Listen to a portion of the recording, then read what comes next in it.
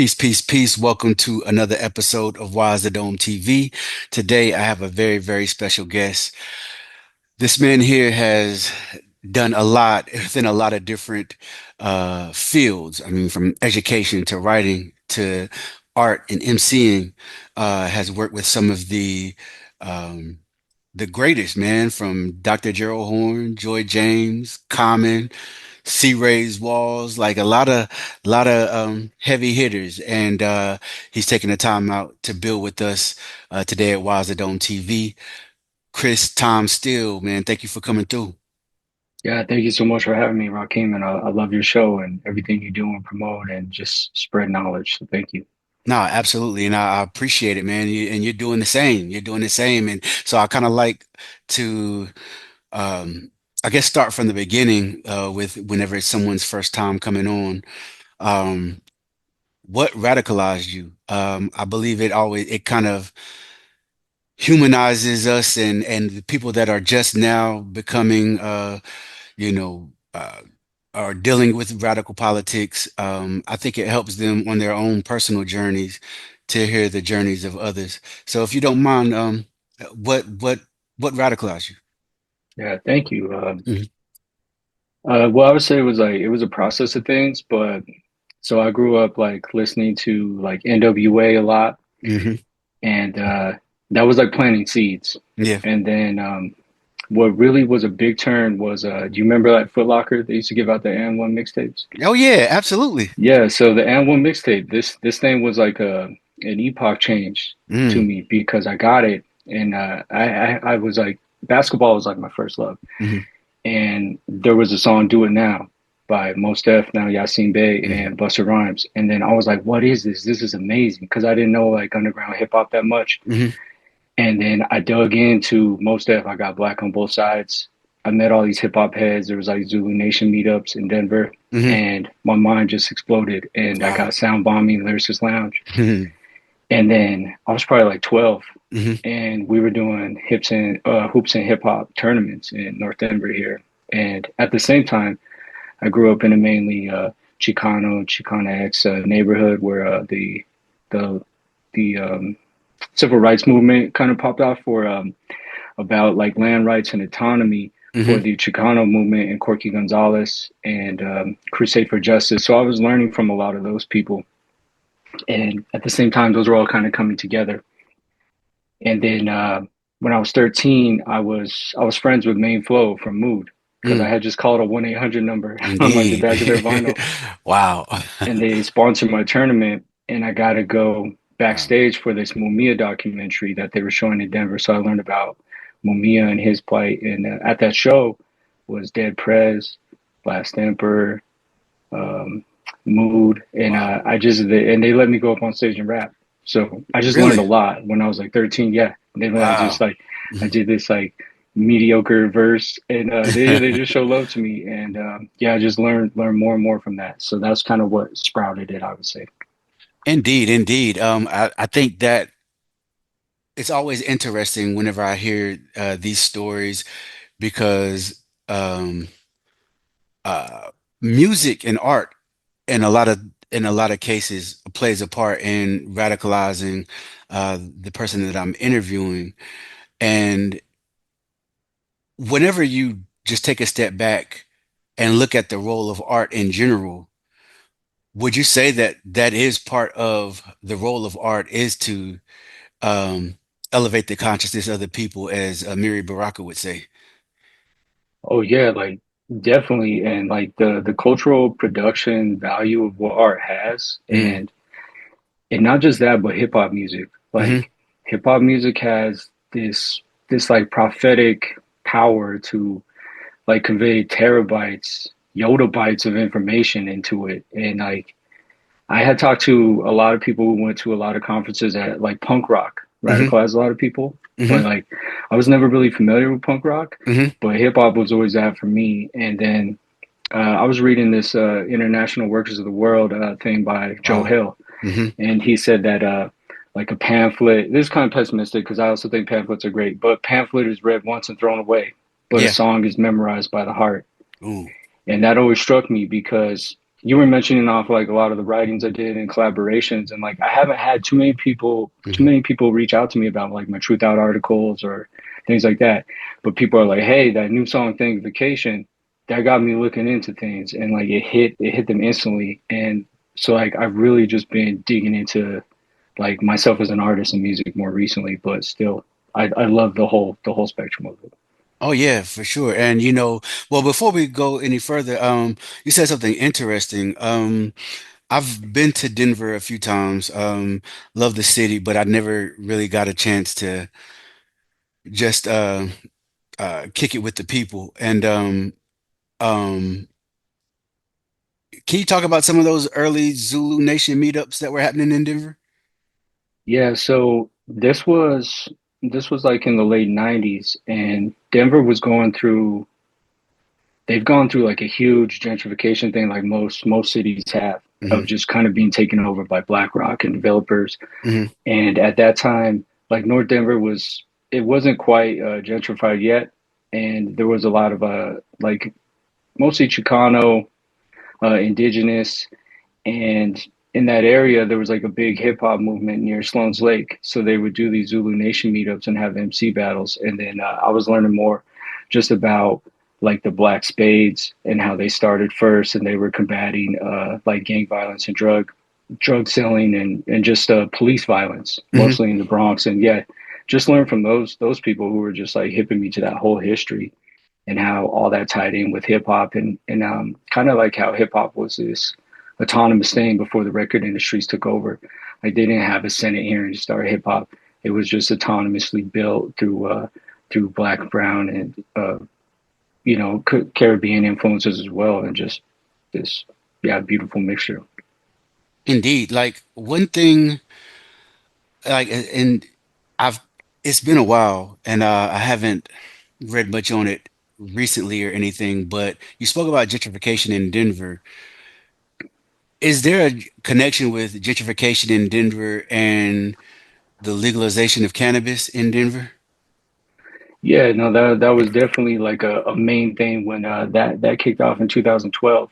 Hmm. You had all these people rush here because this was like originally this is the homelands of when we say Denver, so-called Denver of Cheyenne, Arapaho, and Ute, Hmm. and you had this first gold rush that came through where you had these all these genociders come through like Fremont and Breckenridge, which we have towns named after, and just stole the land, did the Sand Creek Massacre, and then made this the territory. I think it was Jefferson territory first, and then they fought Hmm. over it, called it Colorado. Hmm. And then you had what people call this green rush, where you had all these people rush in here, and this was mostly people who had funny. Not everyone, because it was like a mom and pop grassroots kind of movement too, but it was funded by these big businesses, and it came through and it just exploded it, and the city just sold it out Hmm. right away. And at the same time, if you'll notice, they did this whole carceral thing at the same time. So Oh in wow. 2012, Hmm. this was also kind of tied in with the Occupy movement. They also did a camping ban at the same time. So they made it illegal to camp outside, urban camping, Hmm. and they even designated a coat as a structure or a box as a structure, so that like a coat was considered a tent. So A you were coat, illegally like a camping. like Yeah, a like a coat to keep you warm in the winter was considered yeah. a tent. And this was all promoted from the Denver Business Partnership at the Hmm. same time. So they were all working together and just getting business in, kicking people out of the Denver area. And yeah, that contributed greatly to it. And then they were just seizing people's stuff, throwing away people's wheelchairs if they were disabled, throwing away people's IDs. And if you're experiencing homelessness, your ID is probably one of the things you need and things you got. Absolutely. So yeah, they all So, kind of dovetailed together. and you said that there was a wow, wow, man, you know, that's so unfortunate because Denver obviously was one of the places that was more out in the front during the legalized cannabis, movements, and to know and to understand of the homelessness and the carceral effects that it had, man, it's I mean, it's right on par with what America is, but. it's still, whenever you hear about it, man, it's just so unfortunate. Yeah, and not to mention all the people doing life sentences for petty, you know, nonviolent drug charges too. And there's been some work to kind of combat that with social equity and like cannabis groups representing like incarceration and stuff. But yeah, not the city. Yeah. I interviewed a comrade who stated that your music got him through some dark times. It also helped to radicalize him politically, with the ability to inspire in the classroom, artistically, through your writing. Do you see all of these vehicles as having the same end goal? And as we mentioned before, to continue to elevate and radicalize the people. Yeah, no, definitely. It's in this algorithm world and these like thought bubble things that keep you contained inside of these things, and then how much money is forced to show you stuff on social media. That's why I just think art is so important. And I also, as a white artist and a black art, like I was always told, like, don't come in here as some Elvis, like come in Mm, here and try to kill these structures that are killing people and that are killing this art form. And at the same time, it also helped liberate me as far as like a colonized person, like double colonized, because I come from Irish heritage. mhm. And when I did a show with Kneecap, we were backstage, and Kneecap was singing all these Gaelic songs backstage, and they let me come back, and I didn't know any of the songs. Mm, I didn't know any Gaelic, and I was like, damn, I'm like a colonized colonizer. Like I mm. don't even remember my first language. I don't even remember Wow. my connection to Earth and the Ogham alphabet that the ancient Irish used. That was all based on trees. Mm, So yeah, wow. like I'm just trying to break through those structures and combat Eurocentrism as well, because it's a violent force that's killing people and genocides right now from Palestine to Africa. And the planet itself, Yeah. um, you've collaborated again with some legendary people in both writing and music. Can you talk to the people about how you were able to, build these connections? And we're going to get into, some of the more specific works that you've done. But again, not everybody has a book with Gerald Horne, and not everybody has a chapter in a Joy James book, or has done music work with Common. So. I mean, Yeah. that's pretty dope, man. Pretty legendary. So. uh, Can you talk about, how these connections were forged? Yeah, I mean, I guess I've always just been a person who's passionate and follow my passions, even when people say, "Hey, don't study English, don't do this, don't do music." And then I've always just kind of been like, I'm gonna pick up the phone or I'm gonna send an email. And there's that cheesy Wayne Gretzky quote, like you miss 100% of the shots you don't take. And here I was in Denver, like there's not like this is where people go skiing. This is where like the stock show comes through. We Mm, didn't have much. I didn't have any proximity out here, but mhm, these were things I wanted to do. So, like how I met Main Flow from Mood, I called a 1-800 number. I would just call these 1-800 numbers, and I'll also learn from like a hacking aesthetic at a young age of like kind of social engineering mm, of like not being afraid to pick up the phone and act like you know what you're doing or send an email. So that's really basically like for all the collaborations I do have, I probably have quadruple amount of like, who are you? Why are you writing me? You suck. Whatever. You just brush that off and for just keep real. going. And it like my first connection was like I just sent Noam Chomsky an email about an article I had written. I was getting flack out here during Occupy, and Mhm, Chomsky. I didn't know he was notorious for hitting people back. And he wrote me back and was like, "Hey, this is a good article. If you ever want to come out to MIT, we can collaborate on like interview or something." And he wow. got me published. Like Mhm, that was just from email. And yeah. I could have just been like, not sent the email, stay where I was, and yeah, that's how I connected with Dr. Horton as well when I was teaching. So I was just looking for resources and like, hey, these people, are they willing to spread some knowledge and collaborate? And then the whole thing with Common, like some of this stuff's kismet too, because when you're focusing, where intention goes, energy flows. I do feel that is like a law. So we were Awareness was my producer, he ran into Common's dad at a Mm, coffee at 7-Eleven. mm-hmm, And, his dad played for the ABA out here. And he was living out here. So he was reading a double XL saying, I'm reading up on my son. hmm. And we were like, and awareness was like, who's your son? He was like, he was Common. Wow. And then I'm a big Common fan, so I Me grew too. up listening to yeah. Common was one of my heroes, and Mm-hmm, I knew all of his dad's lyrics, like "Are you mankind or kind of a man?" And his mm-hmm. dad was like, "Oh, you know all those phrases." Like I live across the street, and he became like a mentor to me and like a grandfather. I never had on my mom's side, Mm. and then he he uh, Wow. he did a few pieces with us too. He was on my album Newstalgia, and we recorded Pop's last rap on Black America again. We Wow. took the whole studio over to his house and we just set it up. And that was like maybe a month before he passed. So rest in peace to Lonnie Pops, Lynn. Absolutely, absolutely, man. That's legendary. Rest in peace to him, man. Yeah, Speaking of Common, we can just get in just real quick. I guess some hip hop nerd talk.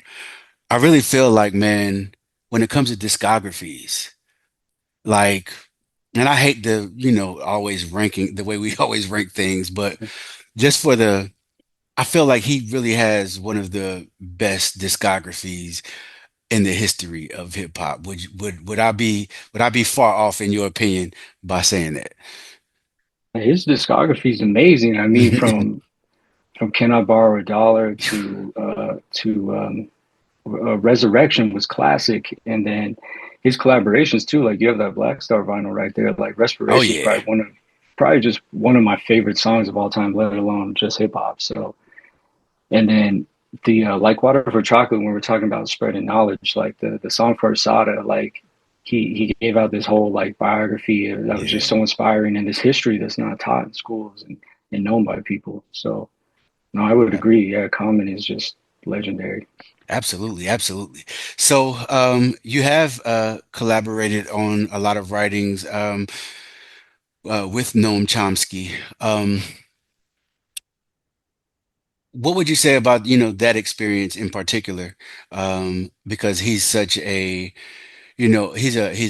as far as his writing and his political analysis is obviously extremely well read and and much appreciated, I guess, figure when it comes to um, how we view America and what's happening in the world. What would you say about those collaborations?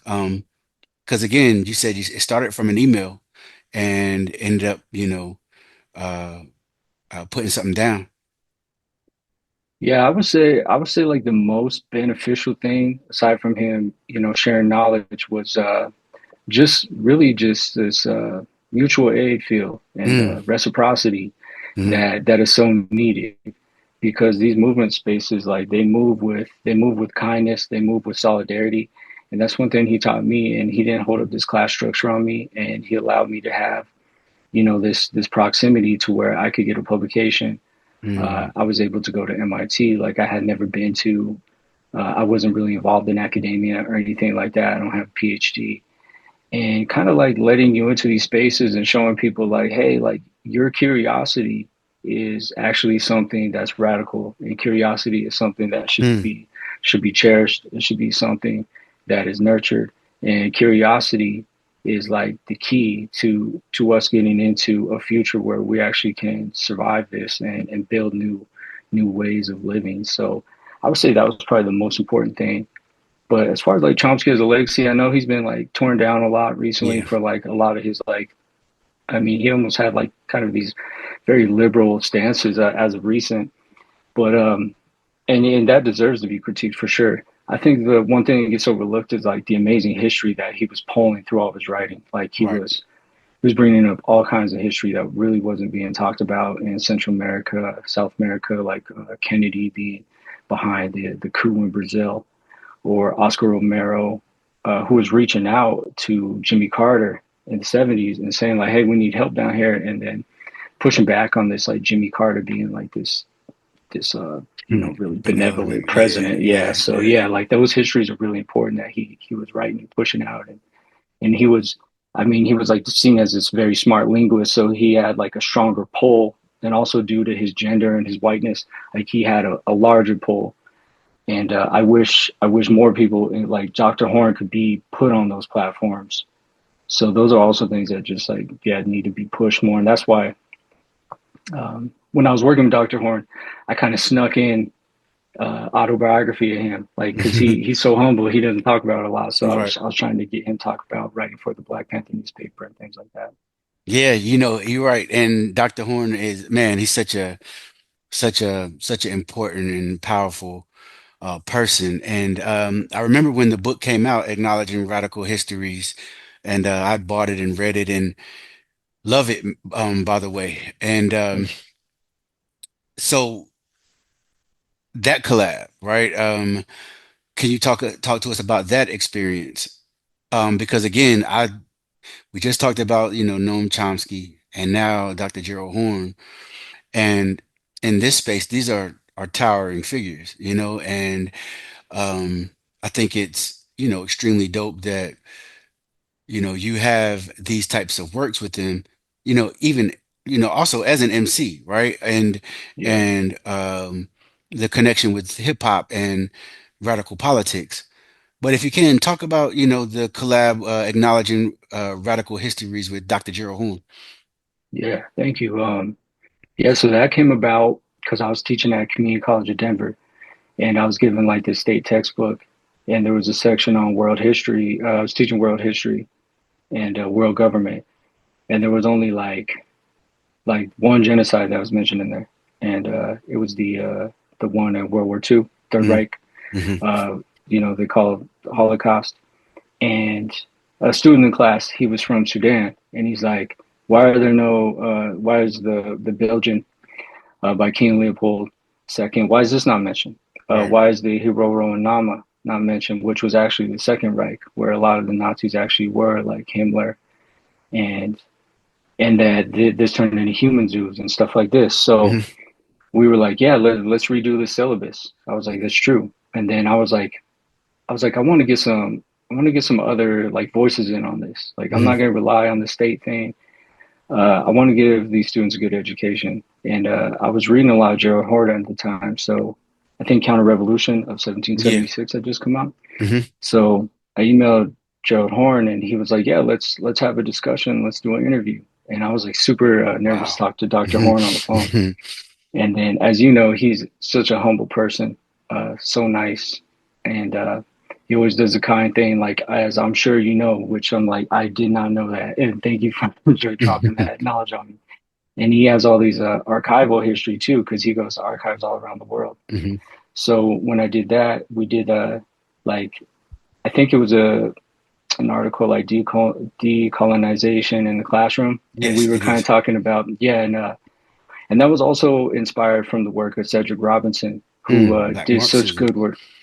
Yeah, and he did such good work on just really looking at the whole structure of political science and all the whiteness embedded in it, and Hmm. how political science and all the people who are on the board, like these people were actually involved in like military research and working for military. So yeah, I was just really looking at combating those, and we just started doing interviews. And then I went through and I read everything that Dr. Horn had read and saw that a lot of these works hadn't really been highlighted or reviewed that much.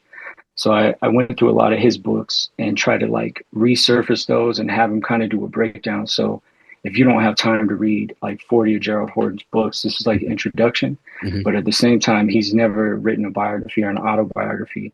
So I was trying to get him to talk about like the fundraisers he did when there was like fighting Rhodesia Hmm. and these other things in South Africa and his movement to fight apartheid in South Africa. So yeah, those were kind of my main goals. And we just did like an interview a month and transcribed it, put it all together. And Joaquin Gonzalez, who's actually Corky Gonzalez's grandson, did the artwork for that Wow. book too. Yeah, that cover is ill. That's a dope cover, man.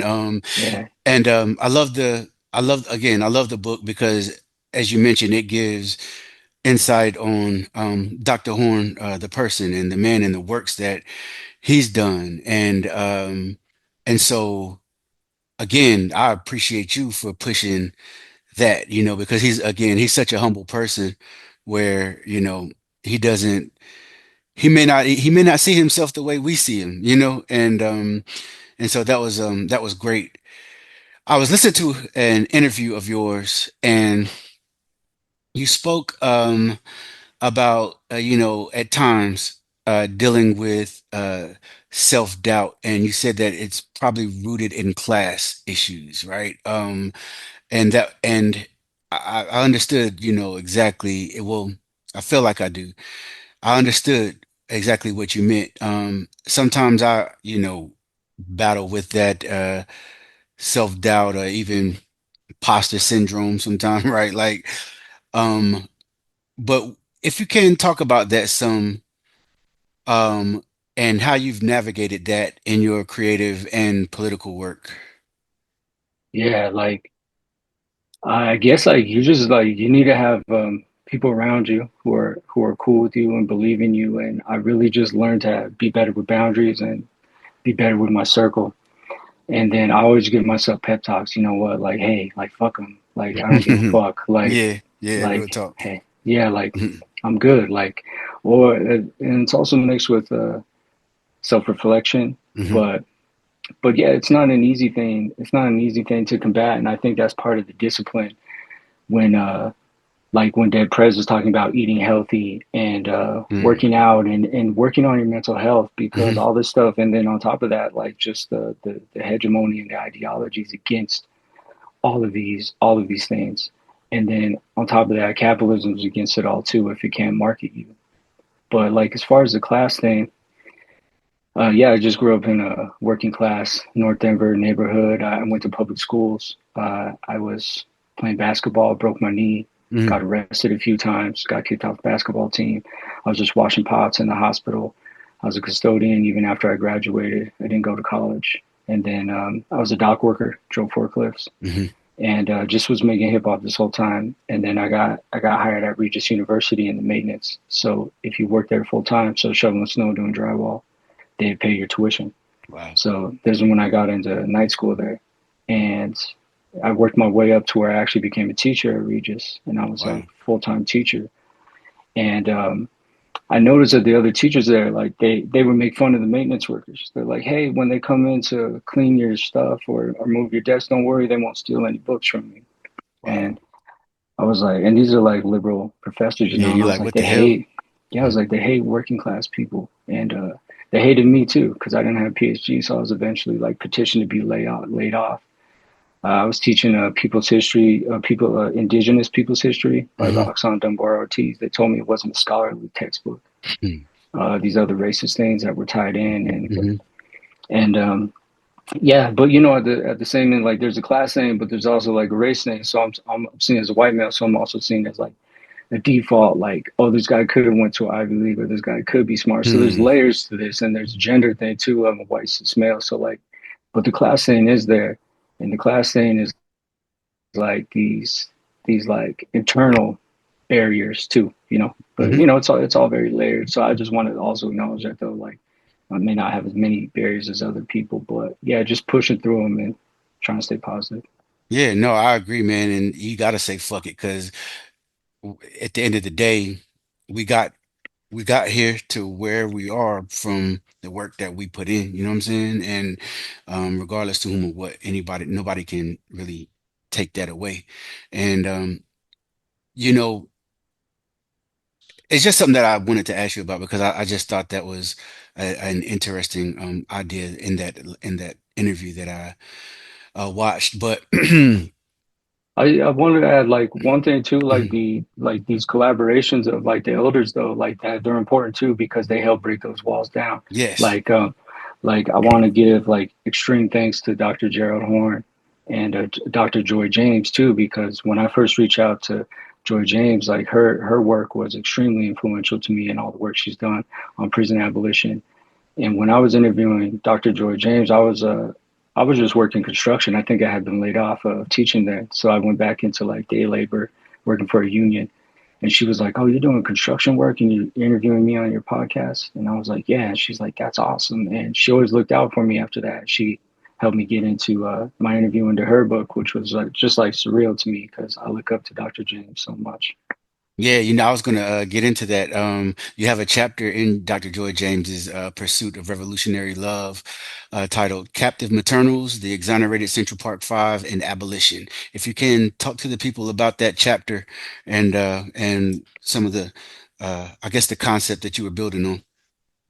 Yeah, so Dr. Joy James had just released this article, "The Captive Maternal," and it hadn't had much traction at that time. And she had sent it to me, and I just dug in. I started reading it, and how it really tied into how slavery was combated Mm, by slave revolts and by people who were enslaved, whether that was helping people helping people get out of enslavement.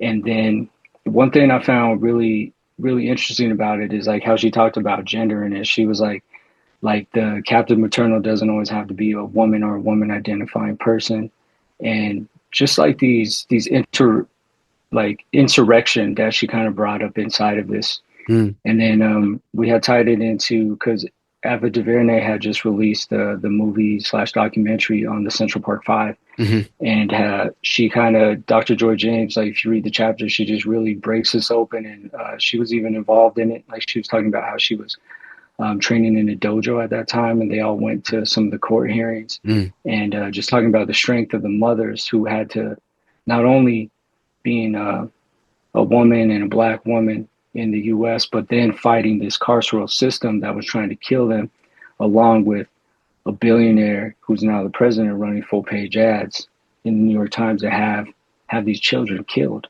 mm. And just like the amount of labor that these women had to take on and the violence that they were combating and the history of it. So yeah, I just found it very inspiring and just wanted to break open those concepts more. And yeah, Yeah, man. Tell me about thingification, right? It's one of your new joints. Joint about France Fanon. It's a beautiful song, man. Uh, from the production to concepts to the lyrics. Can you talk about what inspired that joint? yeah, thank you. And yeah, shout out to Awareness for that production and Name Buddha from Brooklyn who just did an amazing verse on it too. And Absolutely. yeah, I was rereading like Amy Césaire at that Mm, time, and then I came across the term like thingification again. And I think it was Robin D. Kelly who did like the intro in the book and like broke it down more. And then I was like, this term is really deep and it ties into so many different things. And I was just trying to bring up like all the different histories involved. Like mm, the for one, the thing with Fanon of like how settlers speak of the colonized or the natives in zoological terms. And like you saw Israel doing this right away mm, after in 2023. And then I was thinking about the Sand Creek Massacre here mm, in Colorado, where Shivington, he said, like nits make lice, talking about the Cheyenne and Arapaho. So mm, also like animalizing people before a genocide mm, and trying to make these connections and showing where we are and then tying it in with mascots. mm, But then I was also like kind of making a critique of like liberal academia as well. Like, I don't care about your cap size. I care when votes cap size. And talking about like Kant, like how the clans and philosophy departments, talking about how like Voltaire and Kant and like Hegel and Hegel. them, how like they have like this where they said like the flora and fauna of North America and Africa is even like less superior than like the Mhm. German plants and like these ridiculous notions that like these were the EBSCO articles of the day. Yep. Like these were the peer reviewed things, like phrenology as well, like all these debunked things that led to like white supremacy being crystallized into academia. So like just thinking more about those things and breaking them open. Nah, man, again, it's extremely dope. And, like, yeah, and, Hegel, Kant, and all of these people who said that Africa had no history, right? And there was nothing of note in Africa. And and you were able to obviously crystallize a lot of history into this song, but you do that often in your music. Um, and so when it comes to, I guess, your approach to writing, your approach to emceeing, is it different? Is it different? Is it a different approach whenever you? writing 16 bars than it is, hey, I'm going to write a scholarly article for this publication, like, or is it the same kind of, do you attack it the same way? Yeah, that's a good question. Yeah, I never thought of it before, but yeah, I do because I started writing songs first. Hmm. I started writing songs when I was 13. And one thing I do is like I word bank. I word bank a lot. I idea bank. So that's kind of like when you're writing, would that be kind of like a literature review or something, right? Hmm. So like I may have like I had this one image of like no matter what mascot's face, what no matter what hood you rip off of a mascot, Columbus is under it. Hmm. So that was like one of my images. So I like wrote that down. I was like, okay, like let me work that in. And if I was doing a scholarly thing, I may go through and read some work by Greg Deal or Cleveland Nally on like anti-mascot stuff, and then word make it have your sources, where you like take in this source, Horne, whatever book it is. So yeah, I would word bank. I usually word bank it with sources, and then I work through my whatever article I'm trying to write or song, and then but hip hop has a spontaneous too because it Yeah. also has style in it. It has sport in it. It has punchlines. It has double entendres and metaphors, and that stuff I have fun with because I just love words. That's why I'm always just like creating and writing, and I just just like love Oh written word yeah. and conveying things. So I think some of the most talented MCs probably have a hold on the English language better than 99% of the people that speak English, right? The things that an MC are able to do with words and word structure and sentence structure and all of this stuff, man, is it's amazing. yeah, like when people are always talking about philosophers or even composers, I always bring up like flip it because Mm, they're usually speaking like when they're talking about like Shakespeare or mhm, something, like they're usually speaking in a Eurocentric term. So when people are like, "Who's your favorite composer?" I'm like, "Well, like, have you heard Pharoah Sanders, John mhm, Coltrane, and like all the ways he was working with music theory?" mhm, Or if you're talking about Shakespeare, like some of the best philosophers are MCs mhm, and have been. mhm. And like had like people talking about Shakespeare, I'm like, have you read Woods? Billy Woods or Lucid, look up No Name, Yassine Bey, like these are people conveying like amazing amounts of knowledge. So Yeah, indeed, indeed. You were speaking about the idea of anti-mascot. Can you break down that concept for those who may uh, not know exactly what you mean by that?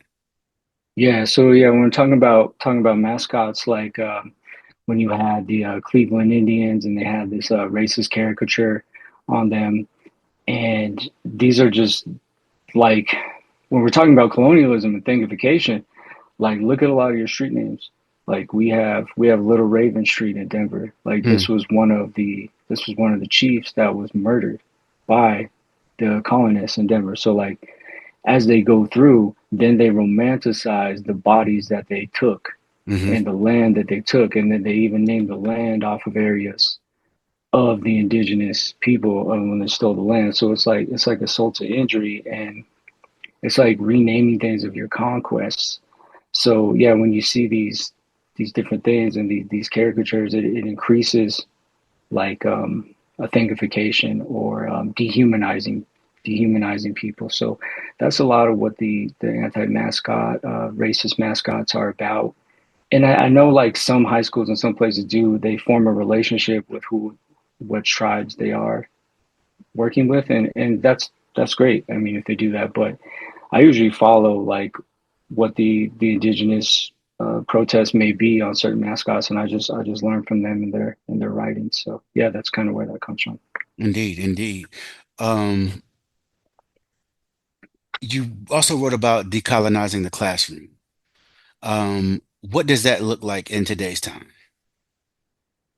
Yeah, well, like since then, like everything has been decolonized by academia, so I feel like it's really been a term that's like kind of been sucked in. Like Hebditch, he wrote about how like capitalism is like kind of this tidal wave that like Mhm. sucks in terms. So that's why you have like anarchist shirts at Hot Topic now, and like all this stuff that gets commodified. So like I feel like there's going to be like decolonial buildings now in academia that are actually on indigenous lands, you know? Yeah, yeah, yeah. So that's like one thing I'm always thinking about is like how academia kind of can gentrify terms.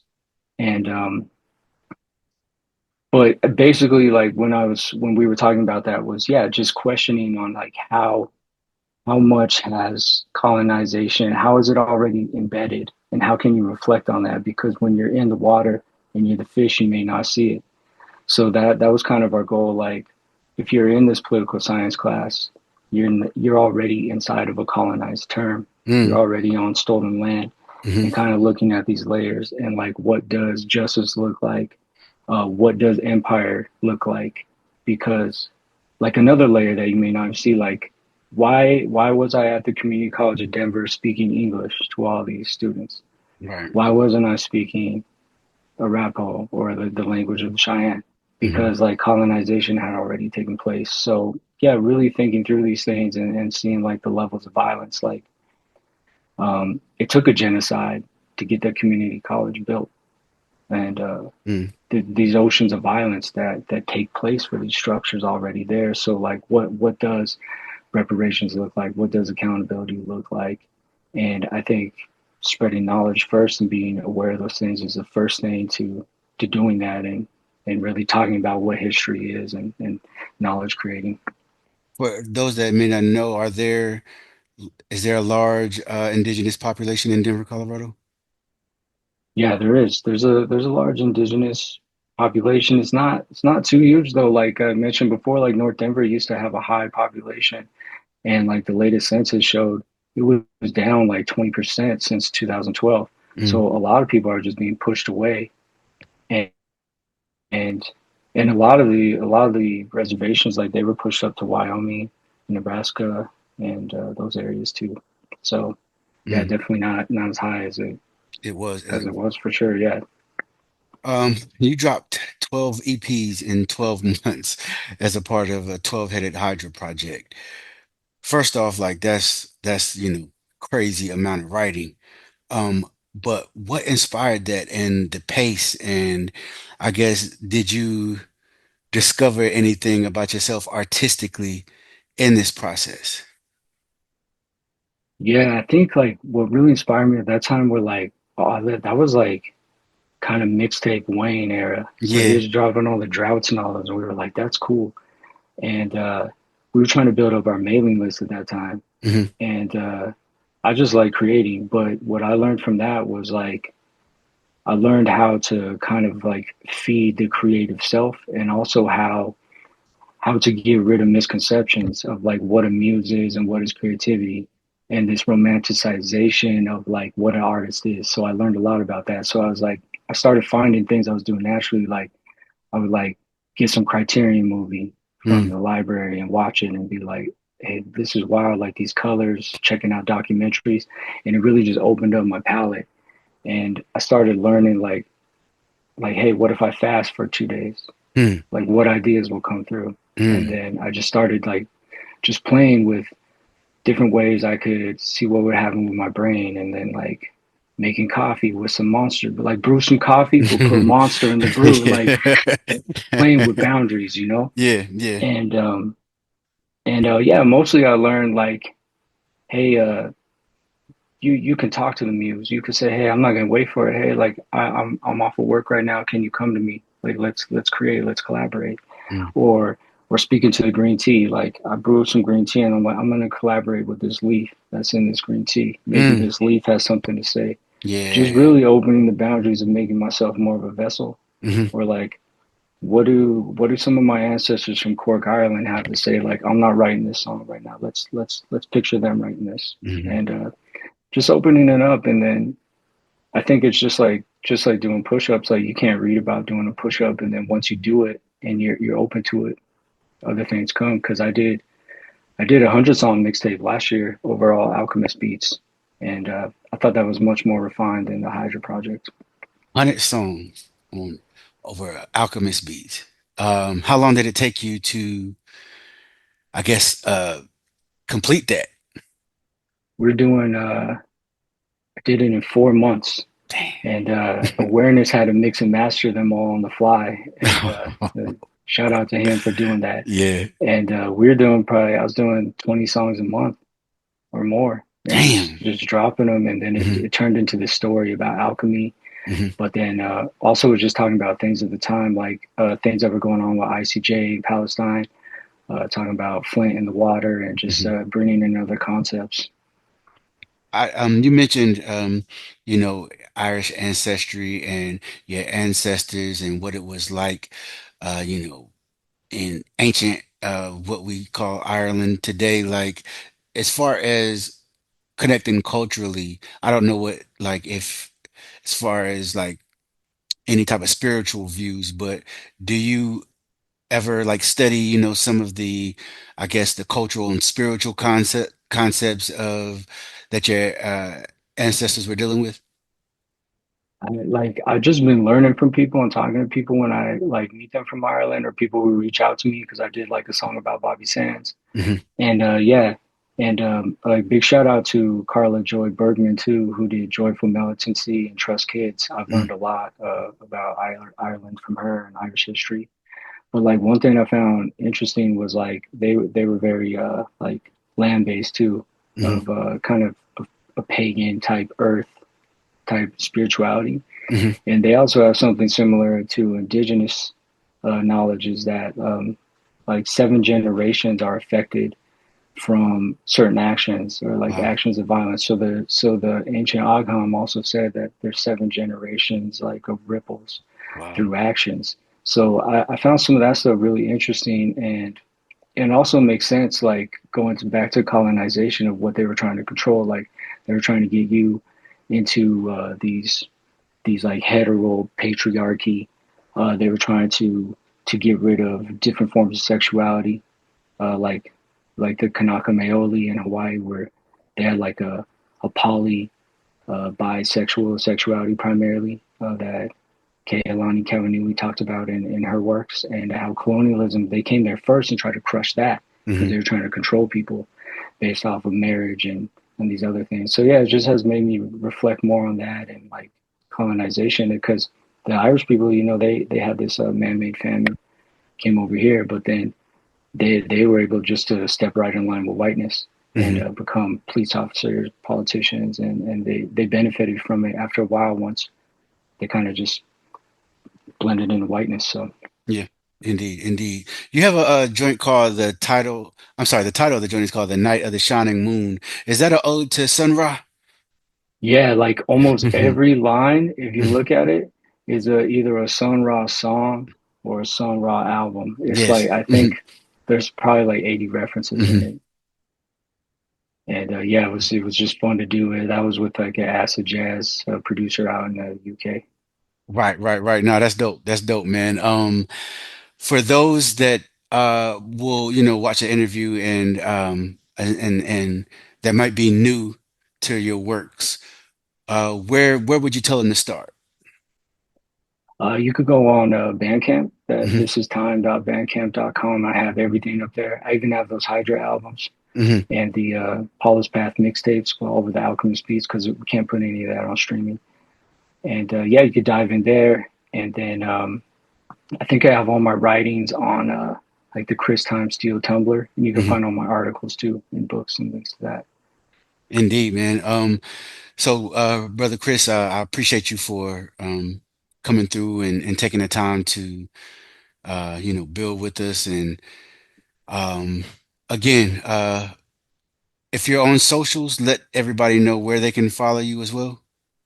Yeah, I'm on Sky Blue and Instagram and all of the horrible meta algorithm monsters. It's like at Time Raps Mhm. is usually my handle on there. And yeah, yeah, appreciate. Thank you so much for holding this space, and for your show once again, Joaquin. Indeed, indeed. Everybody go tap in and definitely run those streams up, but also read the written works. Go out and cop the Joy James book, go out and cop the Gerald Horne book, and read some of the essays and journals that are online and his works with Noam Chomsky. They are all extremely important. So, Brother Chris Tom Steele, man, thank you for coming through, and you have a good one, G. You too, man. Thank you. Peace. Peace.